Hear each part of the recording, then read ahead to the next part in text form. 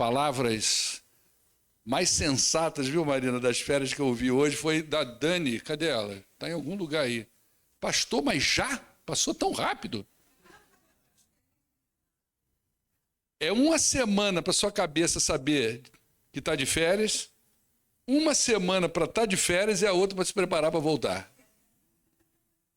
Mas graças a Deus foi restaurador. Queridos, só para falar um pouquinho sobre aquilo aliás, eu quero agradecer a todos os pregadores. Irmãos, foi boas mensagens? Amém? Teve um aí que abalou a estrutura, não teve? Aí, ó, teve um aí, olha lá, ó, teve um aí que, pô, onde eu vou, o pessoal, nossa, pá, coisa e tal. Falei, então, tranquilo, vamos escalar ele mais vezes, né? Vamos colocar ele na escala mais vezes. Vamos falar um pouquinho sobre o que vai acontecer aí durante a semana, tá? Amanhã o pastor vai, obrigado, querido, a Atibaia buscar a Ana Raquel e o Davi, que vão ter um tempo de recesso lá do Palavra da Vida, vão ficar aqui, acho que 10 dias, 9, 10 dias, alguma coisa assim. Na terça-feira à noite, nós temos reunião com os líderes de pequeno grupo, ok? Os líderes de pequeno grupo, reunião terça-feira. Eu passo as informações para vocês lá no grupo, nossa reunião mensal. Aliás, se você tem desejo de liderar pequeno grupo, orientação que eu dou a você. Se você ainda não frequenta pequeno grupo, frequente. Vem aqui na quinta-feira, frequente um dos nossos pequenos grupos, ali você vai se apresentar para o líder do grupo e vai dizer, eu gostaria de ser treinado. E aí nós vamos dar as indicações para você. Se você já está lá no pequeno grupo, já fala já com o seu líder, porque nós temos grupos aqui que precisam se multiplicar. Eles já estão grandes demais. Nós precisamos levar isso aí para diante, ok? Na quarta-feira, reunião com a liderança. 19 horas, se não me engano, que eu marquei lá, não é isso? Aqui na igreja, reunião de liderança, porque esse mês nós temos aquela assembleia anual, né? O nosso estatuto mudou, então a gente só tem assembleia regular uma vez no ano, e é no mês de abril. Então nós temos aí para prestar contas para a igreja a respeito de tudo que tem sido feito com o dinheiro da fidelidade dos irmãos. Na quinta-feira, pequenos grupos, na sexta eu preciso ver a agenda aí. Maravilha? Tá ótimo. Segunda com Deus vai ser aonde? É aqui no Iara? É na casa do falecido pastor Agripino? Então todo mundo sabe onde é, né? Desceu aqui na Rua do Quartel, é a penúltima, é a última rua direita, não é? Penúltima rua direita é a primeira casa logo, uma casa amarela, não é isso? Verde? Verde. Pintou? Bom. Rua do Lírio, número 202, 112. Eu não vejo cor, irmão. Então, verde, amarelo, azul e branco. Só vejo as cores da bandeira do Brasil, que, aliás, precisa retirar por conta do Missões Acabou. Maravilha, gente. Eu acho que é isso. Segunda com Deus, então, vai ser lá, aqui pertinho da igreja, não é? E no próximo domingo, gente, nós temos a apresentação de Páscoa, ok? Então as nossas crianças vão apresentar e o Ministério de Música também, Wesley, aí, o Wesley está lá em cima ensaiando, né? E eu acho que o Ministério de Música também, nós temos um tema, está aí, o sacrifício que nos leva à gratidão, domingo, às 19 horas, aqui na nossa igreja. Então convida pessoas, vem para juntos nós adorarmos ao nosso Deus. A gente sabe que o próximo final de semana é um feriado prolongadão, né? Parece que até na segunda é feriado também, não entendi nada, mas então, 1º de maio, gente, nós colocamos uma enquete lá. Se você olhar aí, deve ter 15 pessoas. Então, 1º de maio é uma data extremamente trabalhosa. A gente tem que entrar nisso com o apoio da igreja, né? Acabou ficando muito em cima e eu não sei se é porque já emenda, né? Vai cair numa quinta-feira, o pessoal quer viajar, enfim. Mas nós vamos tentar ver outras formas da gente fazer essa comunhão da igreja, tá bom? Abra sua Bíblia em Atos capítulo... Deixa eu botar meu... Atos capítulo de número... Já está funcionando o meu, não? Pode tirar, né? Atos de número, capítulo de número 13, não é?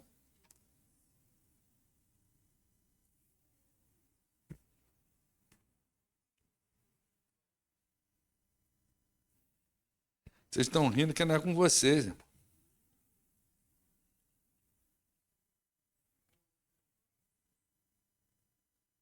Ontem teve um churrasco dos homens aí, disse que foi maravilhoso, né, gente? Não é uma. Quem que falou que eu perdi? Eu não sei se eu perdi ou se eu deixei de ganhar, entendeu? Foi top, não foi? Eu vi aí. Mas no próximo, que vai ser na casa do Washington, né? Vai ser pizza ou vai ser churrasco, irmão? Separa minha romanesca, hein? Que eu estou tentando convencer o Júlio. Cadê o Júlio? Eu fui visitar o Júlio essa semana na casa dele, com a família dele, e eu falei que é uma ofensa ao povo pouso-alegrense que essa pizzaria fechar. Amém ou não, irmão? É uma ofensa ao povo pouso-alegrense, tamanha qualidade fechar. Não é? Onde eu vou comer uma romanesca daquela? Nunca mais.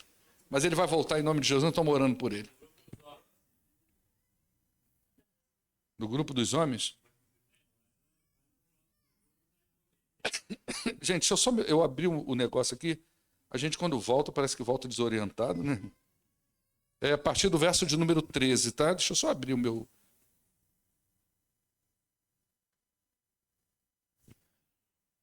Nós vamos ler o texto todo, ele é grande, mas os irmãos podem ficar despreocupados porque eu esquematizei de uma forma didática para a gente entender do que se trata aí, tá bom?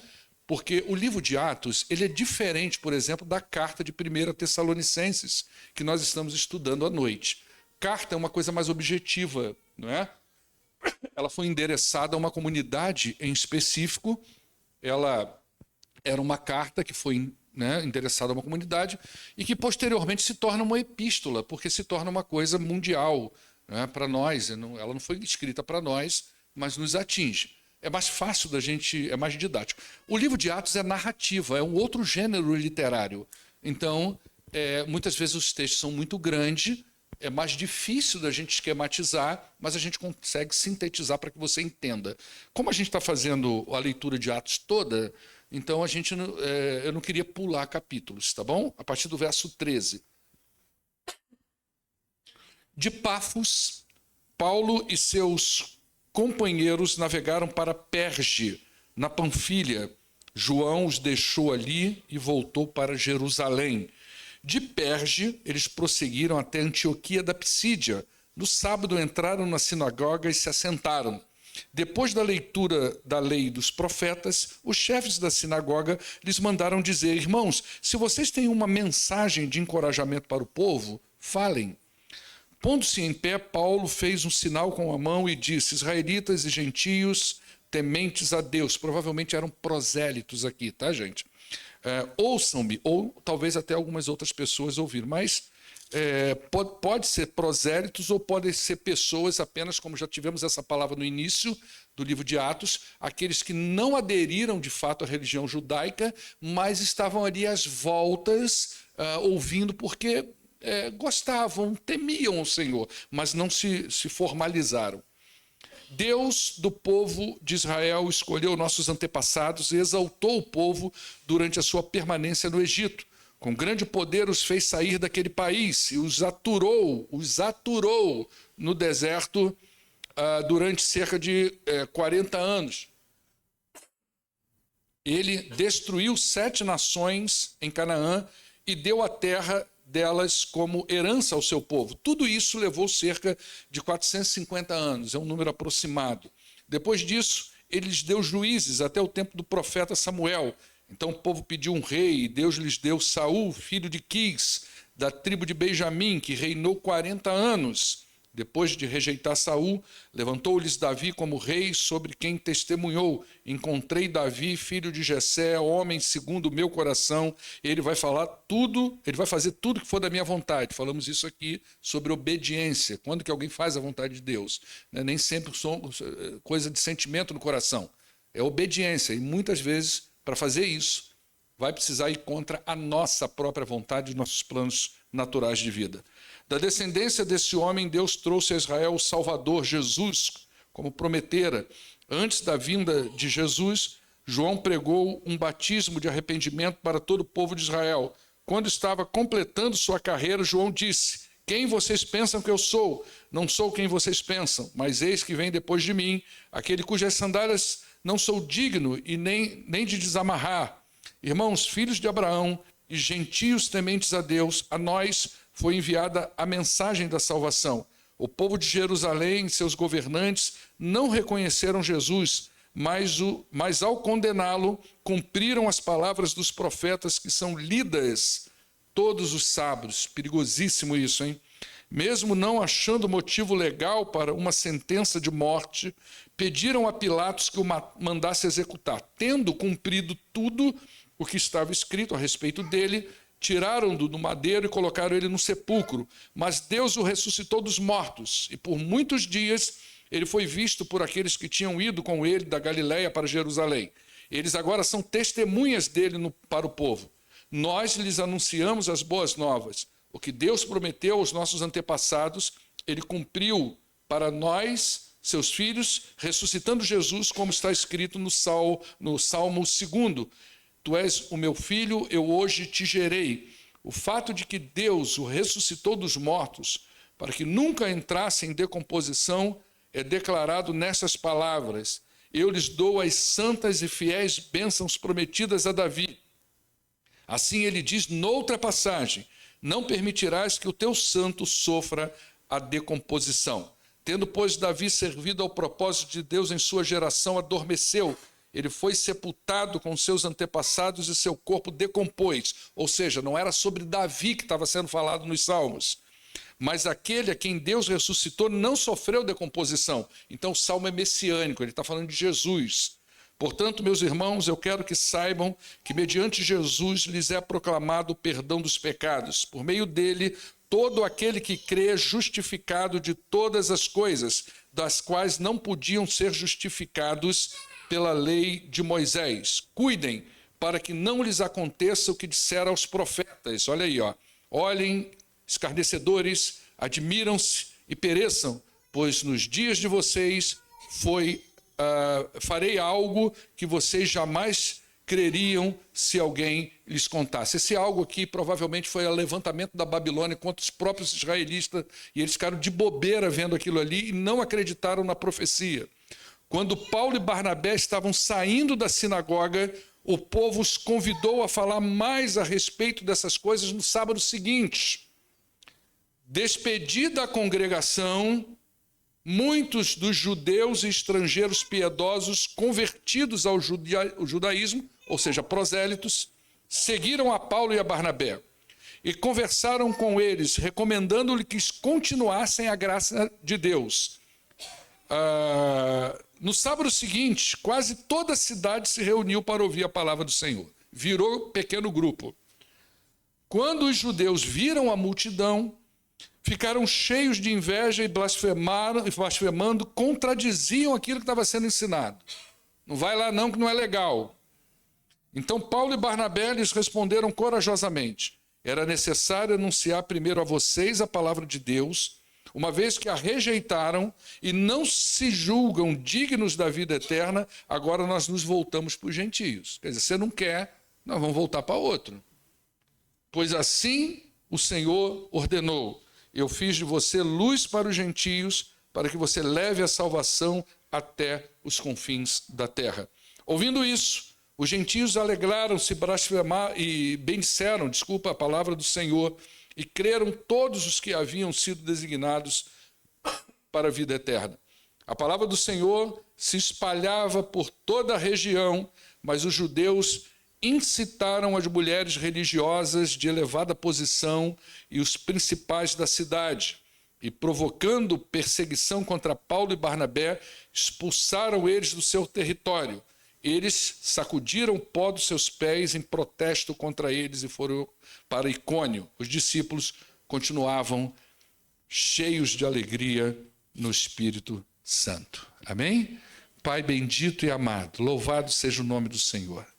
Nos ajuda a entender isso, ó Deus, e mais do que entender, aplicar na vida da gente, para que possamos, ó Deus, de maneira clara, sensata e obediente, cumprir a Tua palavra enquanto estivermos neste mundo. Em nome de Jesus nós oramos. Amém. Bom, nós estamos aqui, não é, numa fase desse documento histórico, que é o livro de Atos, escrito por Lucas, o mesmo que escreveu o Evangelho de Lucas.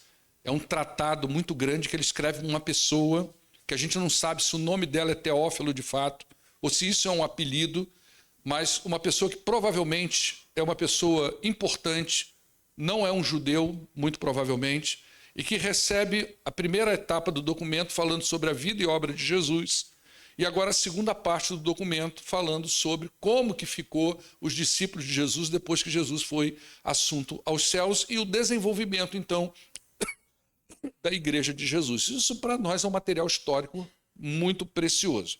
Nós estamos iniciando aqui no capítulo 13 a primeira viagem missionária de Paulo e Barnabé.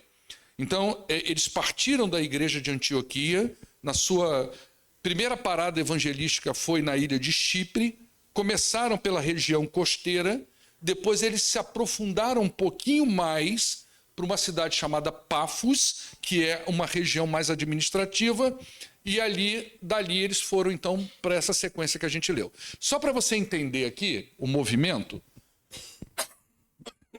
foi esse aqui, ó. Antioquia foi a igreja que enviou. Okay? Você pode ver lá em cima que tem outra Antioquia, então por isso que se divide por região. Aquela região lá é a região da Psídia. Então, por isso Antioquia da Psídia. Antioquia foi a igreja que enviou, uma igreja extremamente missionária. Eles foram para aquele porto de Seleucia ali, aproximadamente uns 25, 30 quilômetros, pegaram um barco, rodaram quase um dia e aportaram ali no porto de Salamina. Ok? Depois eles foram até Pafos, tudo dentro da ilha de Chipre, cidade natal de Barnabé. Ali eles também conheceram o procônsul, teve todo aquele movimento da última mensagem que eu preguei, né? Dali eles pegaram uma embarcação, rodaram cerca de 160 quilômetros aí e foram até Perge, ou seja, saíram da ilha e voltaram para o continente. De Perge, eles vão para Antioquia da Pisídia, que é mais para dentro, é outros mais 100 e tal quilômetros. Dali, Icônio, que é onde a gente leu no último versículo, lá, e depois eles continuam o percurso. Isso aqui é só para você ter uma imagem mental de qual é o trajeto da primeira viagem missionária, tá? Onde tudo começa, lá em Antioquia, e o trajeto que Paulo, Barnabé e João Marcos estão fazendo. João Marcos vai parar no meio do caminho ali, a gente vai tentar entender, mas não vai entender nada porque que ele fez isso. Mas nós vamos falar mesmo assim, e esse é o trajeto aproximadamente dessa primeira viagem aí do apóstolo Paulo. Só para você ter uma ideia, porque a gente fala, sai de uma cidade, vai para outra, parece que a gente não sabe para onde está indo nem de onde está vindo, né? Mas não é um trajeto fácil, são trajetos longos, numa movimentação lenta, né? E aqui, só para você ter uma ideia, quando Paulo ele sai aí de Perge, se eu não me engano, para Antioquia, essa entrada nessa região aí, ele entra numa área muito montanhosa. Paulo aqui provavelmente fica doente. Essa região toda, envolvendo toda essa Psídia e outros pontos aí que a gente vai falar, é a região da Galácia. Então, provavelmente é dentro desse contexto que Paulo escreve aos Gálatas. Então, lá em Gálatas, você vai ouvir Paulo falando assim, eu sei que se possível fosse, vocês dariam o olho de vocês para trocar com o meu. Não é? São termos que vão mostrando que Paulo estava sofrendo de alguma doença e ele sai da região costeira, da parte mais baixa e começa a ir para a parte mais fria da região para tratar dessa doença. Então, a vida desse homem não foi uma vida simples, não foi uma vida fácil. A gente às vezes pensa assim, ele saiu de um lugar, foi para o outro, orou, o cara foi curado, o demônio, tudo tinha medo dele, mas a vida do apóstolo Paulo não foi uma vida fácil. Esse homem nunca teve vida fácil. Tá certo? Então, dito isso, vamos ao texto. Ele diz aí que de Pafos, Paulo e seus companheiros então navegaram para Perge, na Panfilha, que é a região da Panfilha e da Psídia, que a gente viu ali. né? João os deixou ali e voltou para Jerusalém. De Perge eles prosseguiram até Antioquia da Psídia.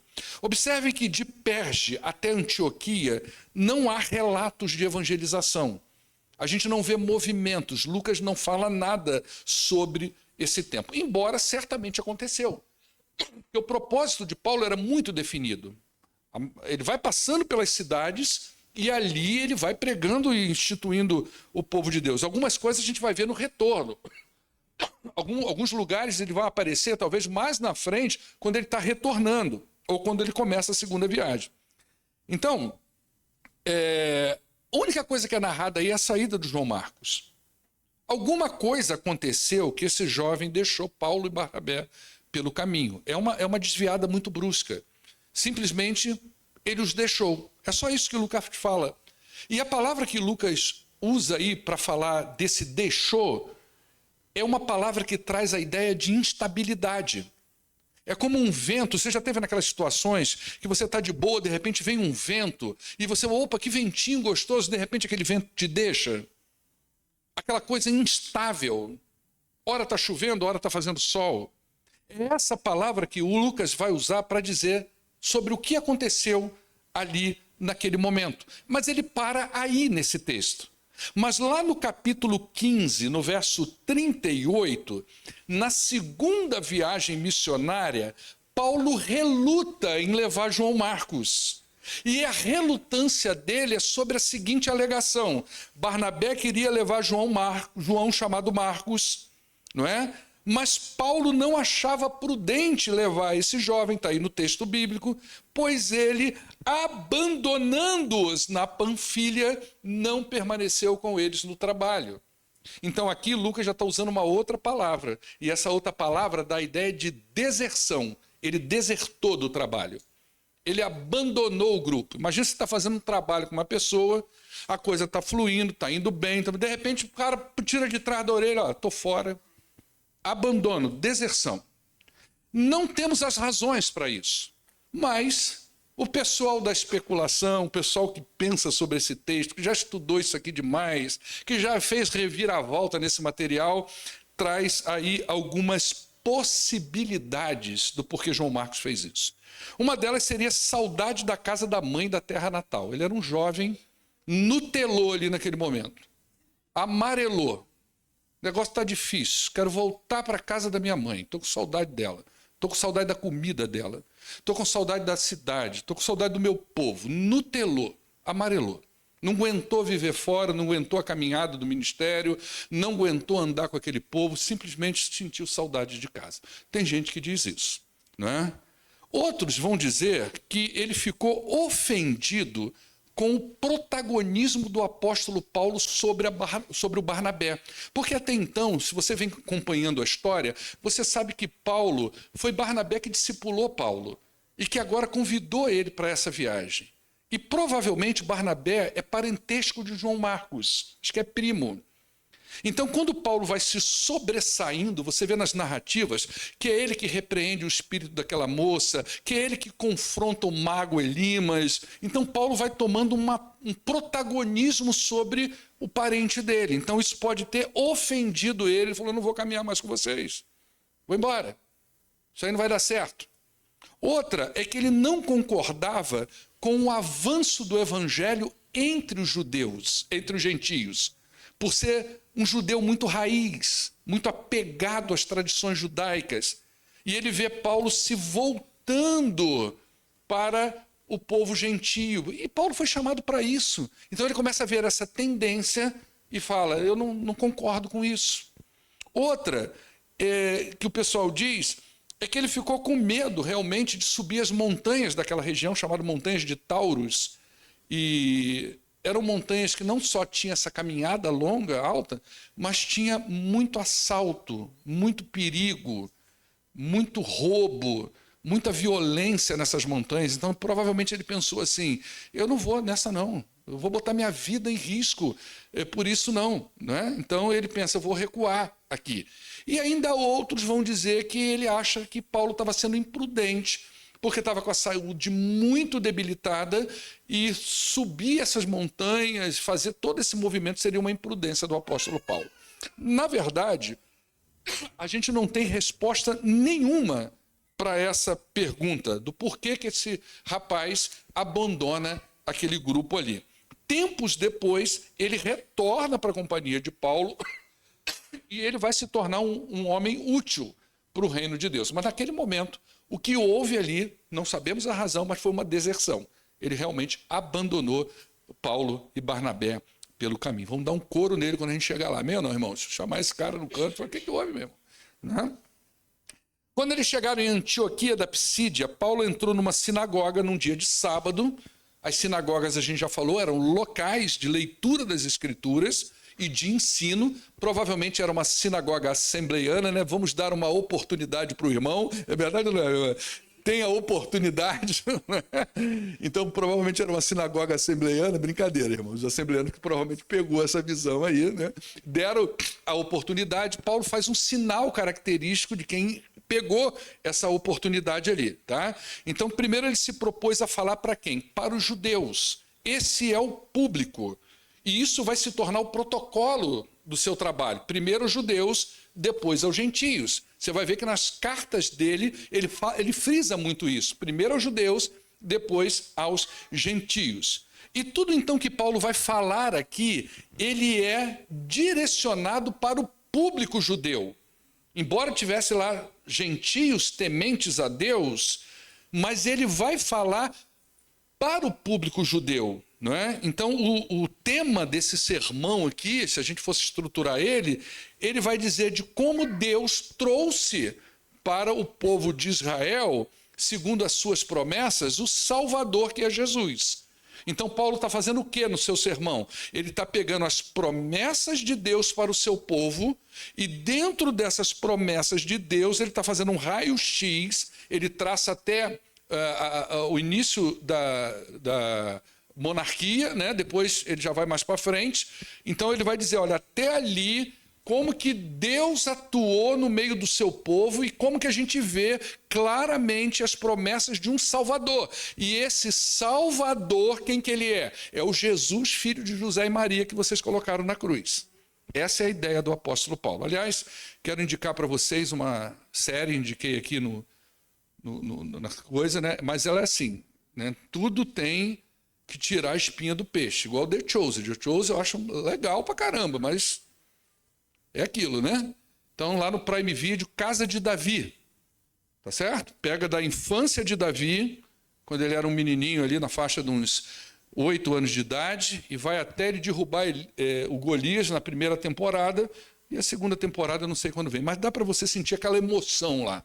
Você está lá no movimento e vê o negócio lá. Bem bacana. E fala muito, eu achei isso muito interessante, porque traz muito a ideia da loucura de Saul. Né? Então mostra um Saul assim meio desorientado mesmo. Então vale a pena dar uma olhada aí. Bacana? A gente vai dividir esse texto de forma rápida, porque a gente só tem 15, 20 minutos no máximo, em 4 partes. Primeiro a gente vai falar da graça de Deus no Antigo Testamento, que está nos versos 16 a 25. Paulo está falando para um público majoritariamente judeu. A lei e os profetas acabaram de ser lidos.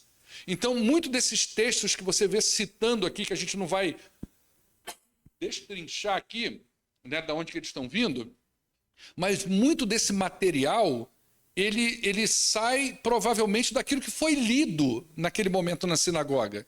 E Paulo usa então, se isso é verdade, se isso for real, um material lido para ensinar para eles. Então, isso acabou de ser lido ali. E ele recorre então à história de Israel para trazer a introdução do seu discurso. E ao expor a história de Israel, ele vai destacar a graça de Deus no Antigo Testamento conduzindo o seu povo. Às vezes você lê o Antigo Testamento e fala, nossa, coisa tão violenta, se espremer sai sangue. Mas a graça de Deus está lá. Não é? Até o fato, por exemplo, olha que coisa interessante, quando Caim mata Abel, não é? E que ele chega e pergunta onde está o teu irmão, rola aquele papo todo, Deus faz o quê? Coloca uma marca nele. E ninguém vai matar esse homem, porque quem matar esse homem é culpado mais do que ele. O que é isso? Isso é graça de Deus. Quando Deus pegou Adão e Eva nus e disse assim, olha, vamos ver roupa para vocês, vamos cuidar de vocês. Isso é graça de Deus. Então ela está lá, e Paulo faz exatamente isso. Ele recorre na história do povo. Então, nesses versos, ele conta os fatos, colocando Deus como protagonista de todos os eventos importantes. Então, foi Deus que escolheu o seu povo e exaltou, como ele diz. O povo de Deus foi escolhido por ele. Eles não fizeram nada para ser povo de Deus. Deus foi lá e, a partir do homem Abraão, ele constrói uma nação, ele levanta uma nação segundo a sua vontade. Foi Deus que tirou essa nação pecadora do Egito, não foi ninguém. Não foi a força de Moisés, não foram as pragas de Moisés, mas foi Deus que tirou de lá. Ele vai dizer, foi Deus quem aturou esse povo durante 40 anos no deserto, porque tudo que o povo fez no deserto foi tentar convencer Deus que eles não precisavam sair do Egito. Imagina você fazendo isso para Deus. Deus tentando abençoar você, Deus tentando cuidar de você, Deus tentando edificar a sua vida e você tentando convencer a Deus de que não vale a pena fazer isso por você. Então Deus aturou esse povo durante 40 anos. Foi Deus quem destruiu 7 nações e deu a terra como herança. Isso é muito interessante porque a primeira grande nação da época que foi destruída ali para que o povo entrasse na terra foi uma luta desleal, porque eles não levantaram uma arma. Você imagina que você tem um povo mais forte do que você, com muros altíssimos, e Deus disse assim, ó, dá 7 voltas em volta desse muro, no 7º dia começa a gritar. Grita, grita, grita, e o povo, e você entra. As muralhas de Jericó. Quem aqui está forte como as muralhas de Jericó? Levanta as mãos aí. Elas caíram, irmão. A muralha caiu. Estacou, caiu. Blu, blu, blu. Sempre alguém cai igual as muralhas, né? Essa é infalível, irmão. Sempre alguém cai, irmão. Oh, meu Deus do céu. Ô, Lucas, abre aqui para mim, por gentileza, queridão. Pô, eu só não imaginava que fosse ti, irmã. A irmã não é branca e ficou vermelha.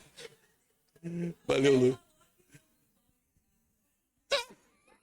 Ouve o teu marido, mulher. Vamos lá, porque o tempo é curto, irmãos.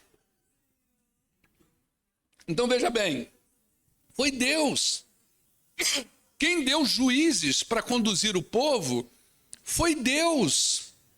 O povo pediu um rei, Deus deu Saul. E depois... Nossa, essa tosse veio comigo. E depois deu Davi. Foi Deus quem trouxe, segundo as suas promessas, um Salvador. E foi Deus quem ressuscitou Jesus dos mortos. Então, o que ele está mostrando ali? O objetivo de Paulo é mostrar que, dentro dessa cadeia de eventos que faz parte da história daquele povo e que é lido nas sinagogas todo sábado, a graça de Deus está lá e ela se revela em Cristo Jesus. Então é muito importante para nós a gente olhar para a história da redenção para além de nós mesmos. Como Deus tem agido na história. Como ele tem mostrado a sua graça ao pecador perdido. Então todo o movimento do Antigo Testamento, ele tem o seu apogeu em Cristo Jesus. E a igreja agora, ela leva adiante essa boa notícia do amor de Deus revelado em Cristo a todas as pessoas. Essa é a nossa missão, irmãos. Você entende isso? O que é isso aqui? Isso é a comunhão dos santos, é para a gente reunir, bacana. É para a gente ser capacitado também, é para a gente aprender, é para a gente edificar vidas, é para a edificação dos santos, mas para o cumprimento da sua missão. Você vir a uma igreja e aprender, aprender, aprender e não pôr em prática, ou então reduzir a história toda a você e a sua casa, não é uma coisa muito evolutiva do ponto de vista espiritual. Entende isso? A coisa tem que vir... abarcar a nossa casa, mas isso tem que ser levado a outras pessoas também. A segunda parte desse sermão aí, dessa fala de Paulo, é a mensagem do Evangelho, que está dos versos 26 a 37. Então, depois de expor a graça de Deus revelada no Antigo Testamento, ele vai desenvolver a história agora falando de quem? De Jesus Cristo. E quando ele faz esse desenvolvimento, o tema central é o quê? A morte e a ressurreição de Jesus. E detalhe, tudo isso já profetizado e prometido naquilo que era lido todo sábado. Todo sábado eles liam isso. E estava lá. A promessa da morte e a promessa da ressurreição. Então, até mesmo a condenação de Jesus pelos judeus foi predita nas Escrituras. Escrituras essas que eram lidas sempre, está aí no verso de número 27. Ou seja, eles tinham as Escrituras, mas não a compreenderam quando ela se cumpriu. O Antigo Testamento era lido por eles, falava desses acontecimentos, mas foi negligenciado. Consegue entender isso? Consegue ver a seriedade disso? Imagina que você tem as Escrituras na mão, você ouve ela aqui semanalmente, você vem aqui todo final de semana, você ouve Bíblia, escola bíblica dominical e tudo mais. Se você vai num pequeno grupo, você vê lá também, mas você negligencia tudo que ela diz sobre a volta de Jesus. Jesus está às portas, Jesus vai voltar, mas você negligencia isso. Hoje à noite em Tessalonicenses é interessante, né? O link espiritual é maravilhoso, que Paulo vai instruir os tessalonicenses à santidade à luz da volta de Jesus. Jesus vai voltar, por isso você tem que andar desse jeito. Hein? Você entende isso? Então imagina você lê isso, você tem a Bíblia, mas você negligencia claramente aquilo que ela fala a respeito da vida cristã e a respeito da volta do seu Senhor e da missão da sua vida, ou a missão da igreja. Então a Bíblia diz que Jesus voltará a esse mundo e vai levar consigo a sua igreja, ou seja, o seu povo. Entenda uma coisa, igreja não é um templo, igreja não é um endereço, igreja não é um CNPJ, igreja é o povo de Deus que foi redimido pelo Cordeiro em todos os tempos e em todos os lugares. É essa igreja que Jesus vai voltar, é essa igreja que as portas do inferno nunca prevalecerão sobre ela, não é sobre as portas da igreja local. Igrejas fecham, igrejas abrem, igrejas fecham. Mas o povo de Deus, nada pode pará-los até a volta de Jesus. Ele também nos ordena pregar as boas novas da salvação até que a volta de Jesus aconteça. Essa é a orientação bíblica, gente. O que você está fazendo aqui entre a tua vida e a volta de Cristo? Se você é um crente, nós precisamos divulgar isso para as pessoas. Essa graça de Deus salvadora. Terceiro ponto, está aí dos versos 38 a 41. Ele agora vai fazer o quê? Um apelo. É a hora do apelo. Quem quer aceitar Jesus como seu Salvador? É agora. Entendeu? Ele faz uma introdução. Qual é a introdução? A história do povo de Israel, a história da redenção no Antigo Testamento. Ele desenvolve o sermão baseado em quê? Na vida e na obra de Jesus Cristo. Agora ele vai fazer o quê? Quem quer aceitar Jesus como seu Salvador? Ele vai fazer o apelo. Entendeu que tem um esquema de um sermão aí?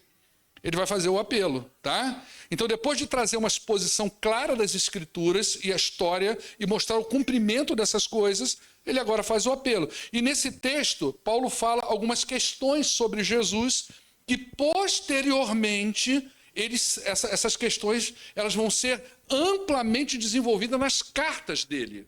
Imagina que eu falei para você que aquela região do mapa, lembra que a região da Galácia é uma região maior, que envolve a Psídia, a Frígia, tudo aquilo ali é a região da Galácia. Se esse mapa aqui avançasse para cima, lá você ia ver Galácia, grandão. Então, muito do que Paulo vai falar aqui em poucas palavras, ele vai desenvolver de uma forma mais teológica na carta aos Gálatas. E depois de uma forma mais amplamente desenvolvida na carta aos Romanos, que é um pareamento de Gálatas. Romanos é Gálatas desenvolvido. Entende? Então, olha como que as coisas vão sendo, né? Aqui está no início do negócio. Então ele vai dizer que só em Jesus pode haver perdão para os pecados. Está tudo aí nesses versos, tá, gente? Só para a gente não tomar tanto tempo. Só em Jesus não adianta. Salvação não é pelas obras. Salvação é pela fé em Cristo Jesus. Salvação não é pela quantidade de oferta que você faz numa igreja, pelo tanto de cesta básica que você dá às pessoas. Essas coisas, elas devem acontecer resultantes da sua gratidão por ter sido alcançado por Cristo. Por que uma pessoa vem aqui, imagino eu, pelo menos é assim na minha casa, na minha família, entrega um dízimo? Ok? O dízimo, o pessoal fala, é da lei, não é isso?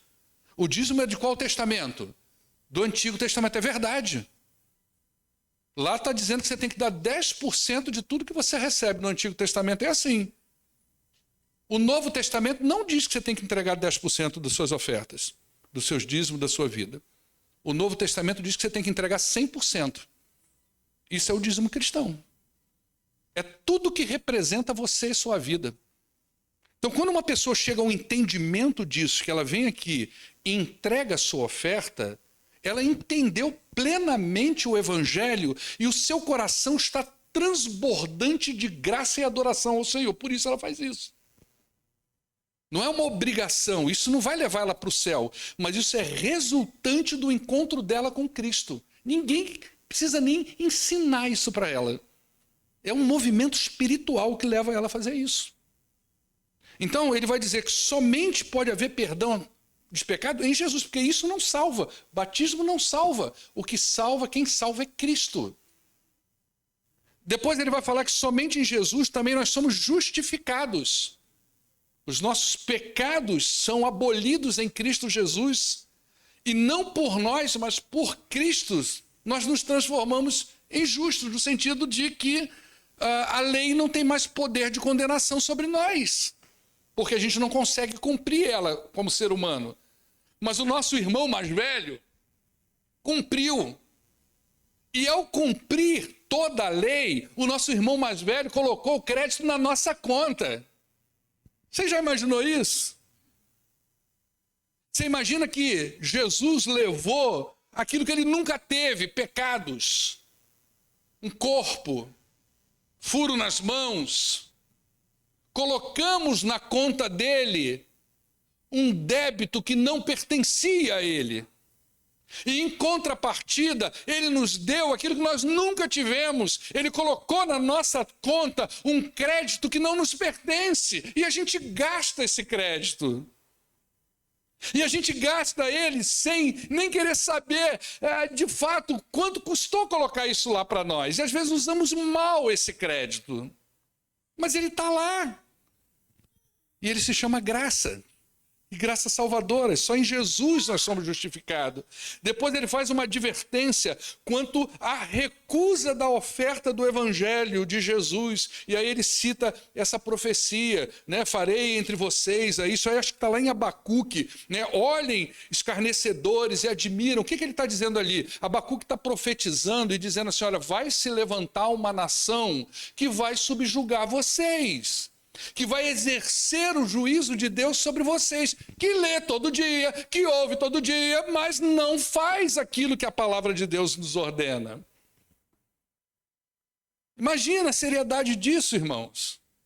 Jesus veio para o seu povo, e segundo João, no seu prólogo, lá dos versos 1 a 14, o que esse povo dele fez com ele? Não conheceu, não recebeu, não deu conta de quem era. Por quê? Porque não viviam a coisa, não estudavam a palavra, não meditavam sobre a palavra, não tinham uma visão espiritual da palavra, o povo estava corrompido. Nesse filme, nessa série A Casa de Saul, é interessante, porque de Davi, toma cuidado com as espinhas, tá? Que é interessante que eles colocam uma feiticeira dentro do palácio. Tem um lance de uma feiticeira que fica ali rodeando. Você está entendendo? Você vê, isso falou para mim do quê? Da própria corrupção do povo, que não entende que Golias não é sobre força humana, mas é sobre poder e cuidado de Deus. Não é? Então o apelo é a oportunidade dada ao pecador para que ele se arrependa dos seus pecados e volte para o Senhor. Em último lugar, dos versos 42 a 52, você tem o quê? A reação do povo. As reações foram bem diversificadas, não é? O texto diz assim, quando Paulo e Barnabé estavam saindo da sinagoga, o povo os convidou a falar mais a respeito dessas coisas no sábado seguinte. O que é isso, gente? É você pregar o evangelho para uma pessoa, a pessoa interessou e falou assim, eu quero conhecer mais. O evangelismo virou o que nesse processo? Discipulado. Entendeu? A coisa começa com o evangelismo e logo depois ela vira discipulado. Eu preguei a palavra, a pessoa, quero saber mais. Vamos marcar semanalmente? O evangelismo virou discipulado. Então, eles convidou. Despedida a congregação, muitos dos judeus e estrangeiros piedosos, convertidos ao judaísmo, seguiram Paulo e Barnabé. Estes conversavam com eles, recomendando-lhes que continuassem na graça de Deus. Ou seja, teve gente que procurou no final do culto, olha, nossa, isso fez todo sentido para a minha vida, eu já tenho vivido um pouco disso. Paulo vai falar, olha, continua nessa graça. Vem sábado que vem que nós vamos falar mais, tá certo? Então, primeiro, nós tivemos pessoas que aceitaram a palavra de Paulo. Eles queriam ouvir mais e saber mais um pouco. Então, haverá pessoas interessadas. Essas, além da palavra da salvação, nós vamos oferecer para elas discipulado. É o que nós estamos tentando construir nesse tempo. Uma igreja que pode oferecer um lugar, presta atenção nisso, gente. Olha para mim aqui, look me. Isso é muito importante. Nós estamos tentando oferecer para você e para as pessoas um lugar que você pode indicar. Vai lá naquele pequeno grupo que você vai ser recebido. Vai lá naquele grupo ali, tal dia, na casa de fulano ou na igreja que você vai ser acolhido. Que você vai ser pastoreado. Isso é o que nós estamos tentando construir aqui, que nós estamos mexendo nas quintas-feiras. Por isso que eu quero encorajar você. Não é sobre teologia. Não, eu vou para lá aprender. Não vai.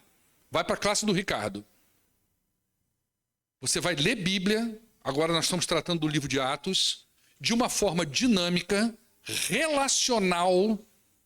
Ok? E vai dividir. Nesses pequenos grupos se desenvolve o talento. Se aprende a ler a Bíblia, se aprende a orar, se aprende a cantar. É comunidade cristã vivendo o cristianismo. Essa é a nossa ideia.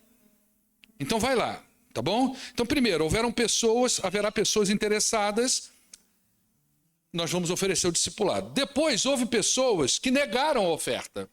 Então, no verso 44, no sábado seguinte, quase toda a cidade se reuniu para ouvir a palavra do Senhor. Quando os viram a multidão, eles ficaram cheios de inveja e blasfemaram, contradiziam o que Paulo estava dizendo.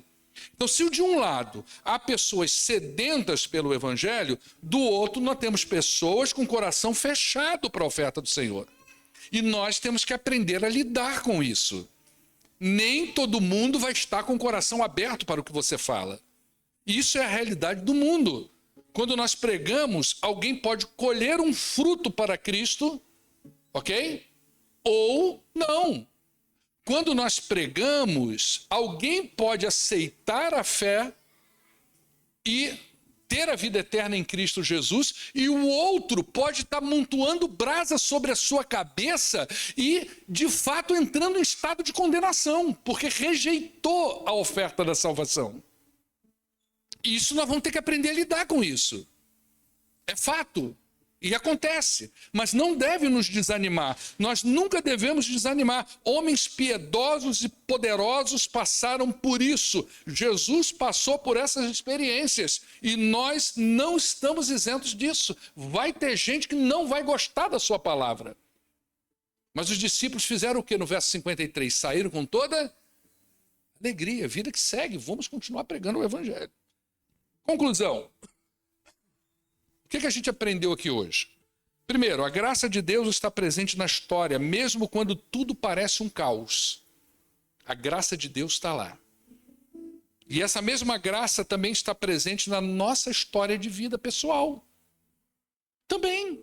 Quantas vezes eu e a Marina nos reanimamos enquanto família, né? A Paula e o Davi também, né? Mas antes era só eu e ela, agora a Paula já faz parte de uma forma mais efetiva da nossa história ali, pontuando também essas questões, de como que Deus vem cuidando.